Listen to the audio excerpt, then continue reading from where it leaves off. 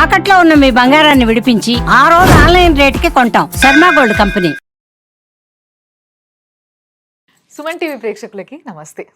ఈరోజు నిజంగా నాకు కొన్ని రోజులుగా లోపల చాలా ప్రశ్నలు పుడుతున్నాయి, కానీ దానికి సమాధానం మాత్రం నాకు అంత ఈజీగా దొరుకుతలేదు. వాటికి సమాధానాలు నాకు మాత్రమే కాదు, చాలామందికి కావాలి. చాలామందికి ప్రశ్నలు ఉన్నాయి. ప్రస్తుతం మన తెలుగు రాష్ట్రాల్లో కొన్ని విషయాలపైన చాలా చాలా క్లారిటీ అవసరం అని నాకు అనిపించింది. అందుకోసమే ఈరోజు అవన్నిటినీ తీర్చుకునేటందుకు ఒక గురువు గారిని మన స్టూడియోకి పిలవడం జరిగింది. ఆయన మీ అందరికీ సుపరిచితులే. చాలా స్పష్టంగా ప్రతి విషయాన్ని చెప్పగలిగే ప్రావీణ్యం ఉన్న వ్యక్తి ఆయన్నే శ్రీ గురూజీ శ్రీధర స్వామి గారు. మీ అందరికీ తెలుసు, ముక్కామల పీఠాధిపతి ఆయన. కాబట్టి ఆయనతోనే మాట్లాడి ఆయన్నే అడిగి అసలు ఏం జరుగుతుంది ఏంటి అసలు దాని గురించి ఒక క్లారిటీ నాకు ఇవాళ కావాల్సిందే. మీకు కూడా ఇప్పిస్తా. గురుగారు నమస్తే. బాగున్నారా? గురుగారు, నాకు ఫస్ట్ మీ దగ్గర నుంచి ఒక విషయం తెలుసుకోవాలనిపిస్తుంది. ఏంటి అని అంటే, బేసిక్గా కొంతమంది పూజారులు ఉంటారు, కొంతమంది వాస్తు సిద్ధాంతులు ఉంటారు, కొంతమంది జాతకాలు చెప్తారు. అంటే రకరకాల పేర్లు, రకరకాల బిరుదులు ఉంటాయి వాళ్ళకి. అక్కడి నుంచి మొదలు పెడితే కొంతమంది సన్యాసులు ఉంటారు, కొంతమంది దాని మీద ఇంకొంతమంది ఇక లాస్ట్కి వచ్చేసరికి అఘోరులు, ఇట్లా చాలా పేర్లు వింటూ ఉంటాం మనం. వీళ్ళందరూ ఏదో ఒక రూపంలో సాధన చేస్తూనే ఉంటారు. వీళ్ళు అంటే ఏ గురువు అవ్వాలన్నా ఒక వ్యక్తి ఇంకో వ్యక్తి దగ్గరికి వెళ్ళి రెండు చేతులు జోడించి ఒక ప్రశ్న అడగాలన్నా వాళ్ళు ఏదో ఒక విధమైన సాధన చేసి ఉండాలి. చేసుంటేనే వాళ్ళు దానికి సమాధానం చెప్పగలుగుతారనే ఒక క్లారిటీ మాత్రం నాకుంది. కానీ ఫస్ట్ ఆఫ్ ఆల్ అసలు ఎవరెవరు ఉంటారు మన శాస్త్ర ప్రకారం కావచ్చు, మన కల్చర్ ప్రకారము అసలు ఎవరెవరు ఉంటారు, వాళ్ళు నేర్చుకున్నది ఏంటి, వాళ్ళకు ఉన్న బిరుదులు ఏంటి, వాళ్ళు ఏం చెప్పగలుగుతారు, వాళ్ళు ఎట్లుండాలి, వాళ్ళ పద్ధతులు ఏంటి? అసలు అద్భుతమైన ప్రశ్న, లోతైనటువంటి ప్రశ్న, అందరూ తెలుసుకోవాల్సినటువంటి ప్రశ్న కూడా. సమాధానం ఖచ్చితంగా తెలుసుకోవాలి.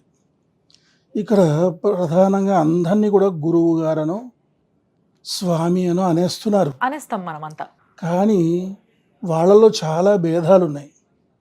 ఇప్పుడు చూడండి, దేవాలయాలలో భగవంతుడికి మన తరఫున అర్చన చేసేటువంటి వారందరినీ కూడా అర్చకులు అని అంటారు. అర్చకులు ఏమంటే అందులో మరలా సంప్రదాయాన్ని బట్టి వైష్ణవ సంప్రదాయం అయితే ఆచార్యులు అంటారు.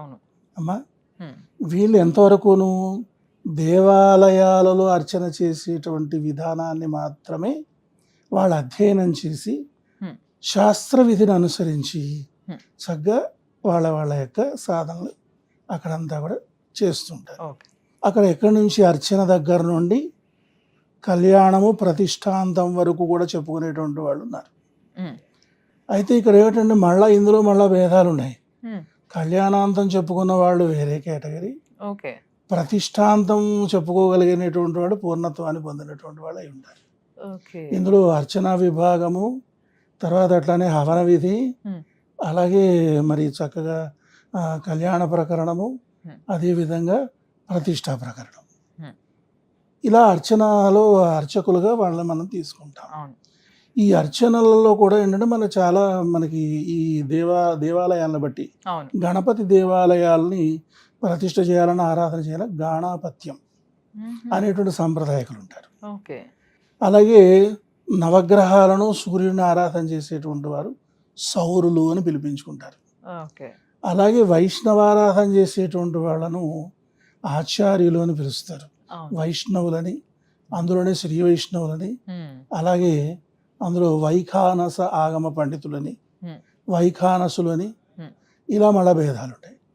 అలాగే శివారాధనకు వచ్చేసరికి ఏమిటంటే శైవులు, వీరశైవులు, ఇలా సంప్రదాయ భేదాలు.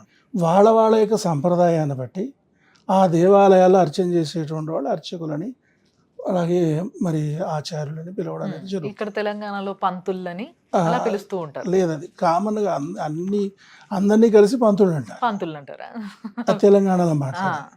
ఈ అర్చకులు వీళ్ళంతా దేవాలయంలో చేసేవాడు. అలాగే పురోహితులు ఉంటారు.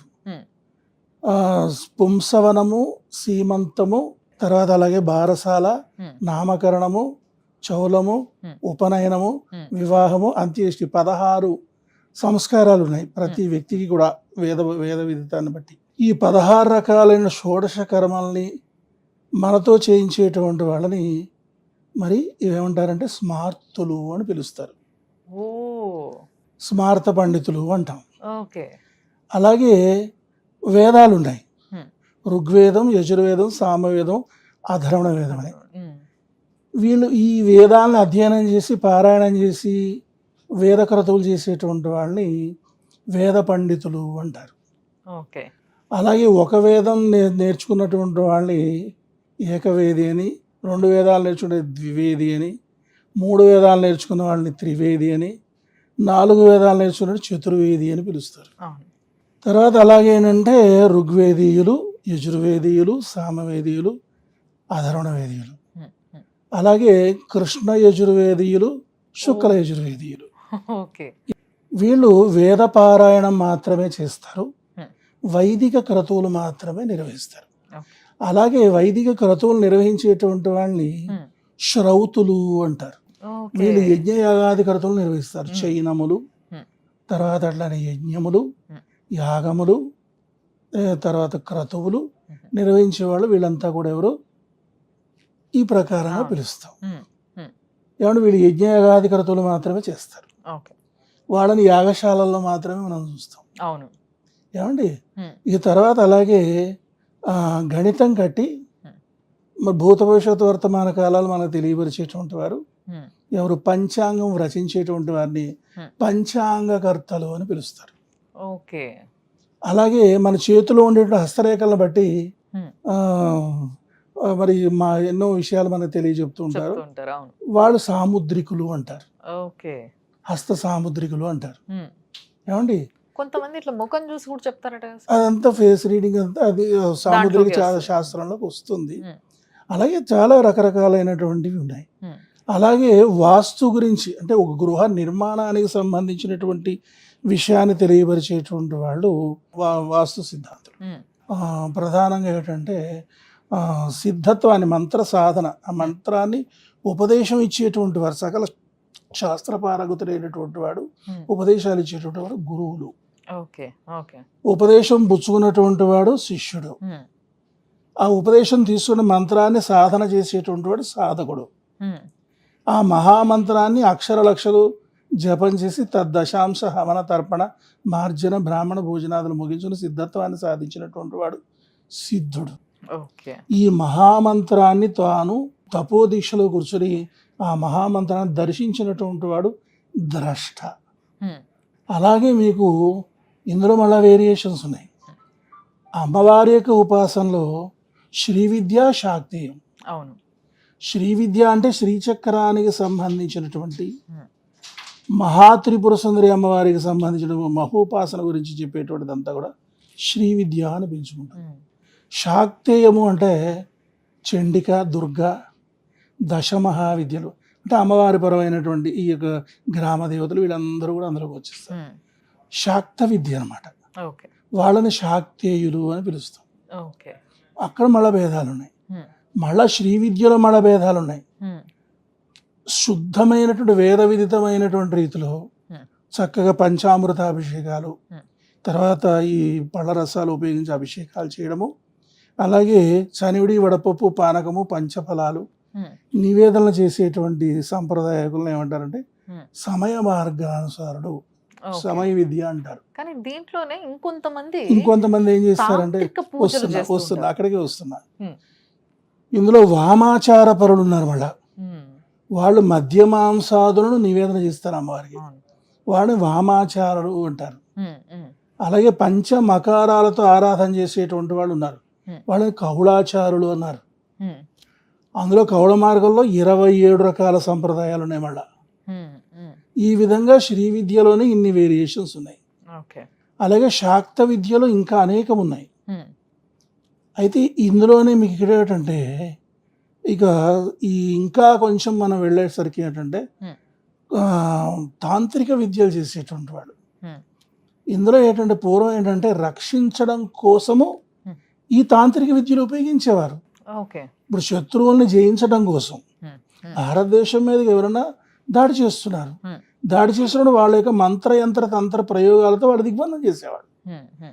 వాళ్ళ శక్తిని ఉపయోగించి వాళ్ళని సంహరించేవాళ్ళు. దానికి ఉపయోగించేవారు పూర్వం అంతా. వాళ్ళంతా ఏమిటి, శ్మశానాల్లో కూర్చుని సాధనలు చేసేవాళ్ళు.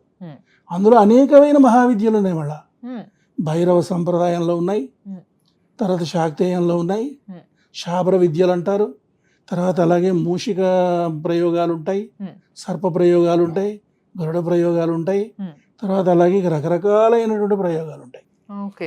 ఈ ప్రయోగాలన్నీ కూడా ఎవరి మీద ప్రయోగించేవాళ్ళు? వాళ్ళు శత్రువుల పైన ప్రయోగించేవారు. ఆ విధంగా ఆ రకంగా శ్మశాన సాధనలు ఉన్నాయి, పాడుబడిన శివాలయాల్లో సాధనలు ఉన్నాయి. అవన్నీ చేసి వాళ్ళ దేశం కోసం వాళ్ళు పాటుపడేవారు. గురుగారు ధన్యవాదాలు. నిజంగా ఒక మంచి క్లారిటీ ఇచ్చారు నేను అడిగిన వాటికి. సంతోషం. శ్రీమాత్రే నమః. Thank you. చూసారు కదా, సో దీనిపైన ఇలాంటి ప్రశ్నలపైన ఇంకా ఎన్నెన్నో డౌట్లు ఉండొచ్చు మీకు కూడా. వాటన్నిటికీ కూడా సమాధానం అప్పుడప్పుడు గురుగారిని నేను అడగడము, ఆయన చెప్పడము, వీటి వల్ల మీకు మొత్తం క్లారిటీ వస్తుంది. బట్ అలాంటి క్లారిటీ కోసం మీరు చూస్తూనే ఉండండి సుమన్ టీవీ. వాళ్ళు పాటుపడేవారు.